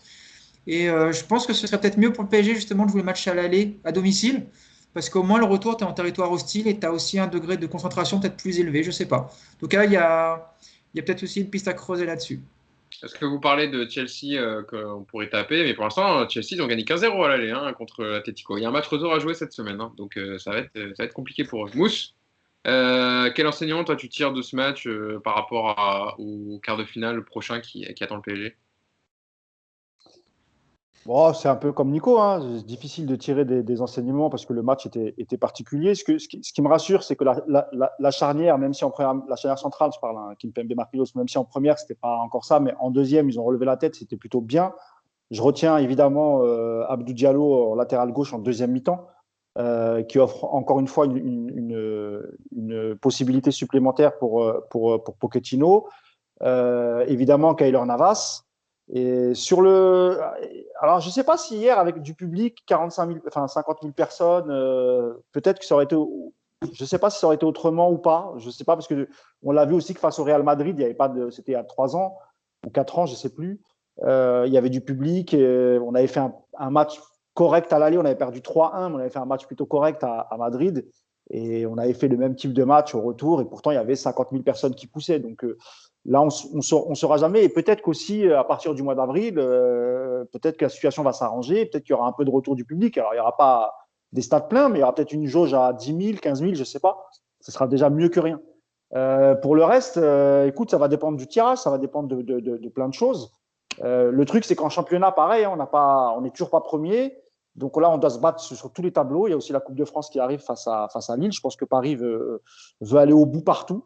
Donc, il va falloir gérer aussi l'effectif, gérer la fatigue. Parce qu'on a vu hier qu'il y a beaucoup de joueurs qui étaient au bout du rouleau. Je ne sais pas comment on peut l'expliquer, parce que normalement, tu avais fait une préparation en amont pour être prêt justement pour la Ligue des Champions. Et là, on se rend compte que des joueurs comme, par exemple, Florenzi, hier, était complètement en carbo. Même Verratti n'était pas au top. Donc ça va être très, très important si on veut jouer sur tous les tableaux. Et puis la dernière chose que je voulais dire aussi, c'était sur Lionel Messi. Je ne sais pas si c'est son dernier match avec Barcelone en Ligue des Champions. L'avenir nous le dira et je pense qu'on le saura assez rapidement. Mais quoi qu'on pense de Barcelone, de cette équipe, de la pseudo-rivalité entre les deux clubs, on est avant tout des amoureux du foot et évidemment qu'on a tous adoré voir évoluer Lionel Messi depuis presque 20 ans. 20 ans, j'exagère un peu, 15 ans, on va dire, 15-17 ans. Et je suis content pour lui, si jamais c'est son dernier match en Ligue des Champions avec Barcelone, je suis content qu'il parte sur ce type de prestation avec un but magnifique, plutôt que l'image qu'il avait laissée au match aller, où on avait vu des séquences où il était complètement apathique, il marchait tout seul au milieu, le ballon passait devant lui, il ne bougeait pas, il avait l'air vraiment au bout du rouleau, au fond du trou. Je pense qu'à l'époque aussi, les élections n'étaient pas passées. Pendant le match aller, il y a eu plein de trucs extrasportifs au niveau de Barcelone. Hier, il était mieux. Bah, voilà, pour un joueur de sa classe, bah, c'est quand même mieux qu'il tire sa révérence là-dessus que sur le piètre match qu'il avait fait avec Barcelone contre le PSG il y a 3 semaines. Donc, voilà. D'ailleurs, le nouveau président du FC Barcelone, Joan Laporta, qui a déclaré hier après le match que Barcelone méritait de gagner. Alors, je ne sais pas s'il comprend qu'il y a une confrontation aller-retour, mais voilà, je pense qu'il a vu que le match hier. Il ne savait peut-être pas qu'il y avait un match avant et que Paris avait gagné 4-1. Après, il est obligé de le dire, ça c'est un peu la com, tu sais comment ça se passe, il vient d'être élu. Voilà, quoi. En tout cas, c'est beau ce que tu dis, Moussa. Franchement, ça me touche. C'est vrai, mais je ne vois pas ta larme couler par contre. C'est l'abbé Pierre. Je te jure, c'est te foutre de ma gueule. Ah, mais envoie-lui de l'argent et tout, fais quelque chose. Tu peux pas rester là-dessus. Tu peux pas me dire que tu n'es pas d'accord avec moi, Nico. Je te connais, tu es un amateur de beaux jeux. Tu peux pas me dire ça. Ouais, non. Moi, je préfère Cristiano, mais ouais. Bon, mais moi aussi, hein, sur les deux, je préfère Cristiano, mais bon, Messi, ça reste Messi, ça reste un grand joueur. On aime le PSG, on est des supporters du PSG. Alors, on peut être aussi un peu objectif sur la qualité du joueur. Ah, bien sûr, personne ne peut dire le contraire ici. Bah si, Nicolas. Non, pas du tout. Tu es fort. En plus, je parle même pas de Messi, je parle de toi. Je dis que ton discours me touche. D'ailleurs, les amis, vous savez, c'est quoi le prochain match du Paris Saint-Germain dimanche? Contre qui? C'est le Moussico. Exactement. Le prochain match, c'est dimanche soir, PSG Nantes pour la 29e journée de Ligue 1, Mousse. Alors, ton cœur va balancer de quel côté alors? Ah, mais j'ai l'impression qu'en fait, le fait que j'ai déménagé à Nantes, parce que j'ai beaucoup de messages, alors évidemment, j'imagine que c'est du second degré, mais vous savez qu'il y a beaucoup de supporters parisiens qui sont expatriés, qui ne vivent pas dans la capitale. Je n'invente rien, donc voilà. Évidemment, je reste un supporter du PSG. De toute façon, la Beaujoire, comme tous les stades de France, n'accueille pas de public, donc je ne pourrais pas y aller. Par contre, je peux essayer d'aller faire quelques petits gris-gris, quelques petits trucs. Sait-on jamais, tu vois, voilà. C'est vrai qu'on est assez on insiste lourdement sur le fait que tu es déménagé à Nantes, donc, mais évidemment, on sait très bien que ton cœur et ta tête restent. D'ailleurs, Hugo, c'est pas Nantes, c'est Saint-Herblain. Voilà. Donc, oui, à côté, en banlieue. Voilà, bah, c'est comme dire que tu habites à Paris, que tu habites à Boulogne. Voilà, tu n'étais pas vraiment dans Paris. Ouais, mais Boulogne, c'est quand même collé au 16e, tu vois. Il y a un côté. Ils sont pénibles, les provinciaux.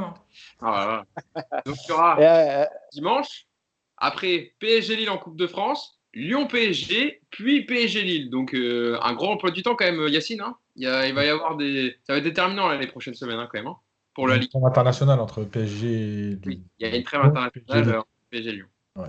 Mais quand même. Ouais, c'est clair. Et puis, il y a un beau match à 14h, PSG Lille. Parce que, alors, il y avait le créneau de 9h, mais ils ont hésité à changer avec les vétérans. Et il y avait le créneau de 19h, mais France 3 ne voulait pas déprogrammer. Je sais plus, des émissions de France 3 bizarres là. Enfin, bref. À cette heure-ci, c'est le journal régional. D'ailleurs, en Loire-Atlantique, c'est très bonne qualité. C'est à cause des jeux de Nagui, je crois. Ouais, voilà aussi. C'est ça. Donc, voilà. Tout le monde peut prendre sa place. Ouais. Après que la finale de la Coupe de France avait été avancée au vendredi pour pas toucher à Fort Boyard. Enfin bref, on est bien. Ah, la culture foot en France, hein, c'est quelque chose. Non bref, non mais oui, ça fait un gros programme parce qu'en plus, je pense que oui, Paris ne peut pas et ne veut pas jeter de compétition. Que la Coupe de France, tu joues quand même Lille, donc ça va pas être un match simple. Et que en championnat, bah oui, il faut rester dans la course. On l'a dit de toute façon, hein, les 2 matchs qui arrivent, c'est les plus importants. Enfin non, il y a Nantes et après il y aura les 2 matchs les plus importants. Après, Yass, sur le match de Lille, vu que Lille est en tête et qu'ils ne jouent plus ils n'ont plus de matchs européens, ils n'ont que le championnat, c'est possible que Galtier, je dis pas qu'il va balancer la coupe, pas sûr qu'il mette l'équipe type, parce que peut-être que lui, il a une toute petite chance d'être champion cette année. Voilà, Lille, ils n'ont pas réellement d'équipe type. Lille, il y a quand même 5-6 joueurs qui sont interchangeables d'un match à l'autre. Il n'y a pas de différence. Peu importe les joueurs que tu mets à la place, ça reste quand même d'une très bonne qualité. Hein, ouais, voilà. Oui, bien sûr. Bon, voilà, c'est Monaco-Lille ce week-end. Écoute, ouais. Ce qui est sûr, c'est que vu comment la saison s'est goupillée au départ, être en course dans tout aujourd'hui, je pense qu'il y a de quoi être satisfait quand même quand on voit ce qui se passe en Angleterre. Par exemple, certaines équipes comme Tottenham, comme Liverpool, qui sont en grande difficulté au classement. Quand tu vois, enfin voilà, tu es en course sur tous les tableaux. Tu peux encore rêver à tout. Tu as fait un grand match à Barcelone qui te donne de l'espoir sur ce qui peut arriver. Tu as des blessés qui sont en train de revenir. Bon, malgré tout, on ne va pas se plaindre. Voilà. Après, la seule certitude sur ce qu'on voit, c'est que chez très peu d'équipes, à part peut-être le Bayern et City, c'est qu'effectivement, je pense que cette année, vraiment, jouer tous les 3 jours, les joueurs ne peuvent pas. Voilà, c'est simple, ils ne peuvent pas.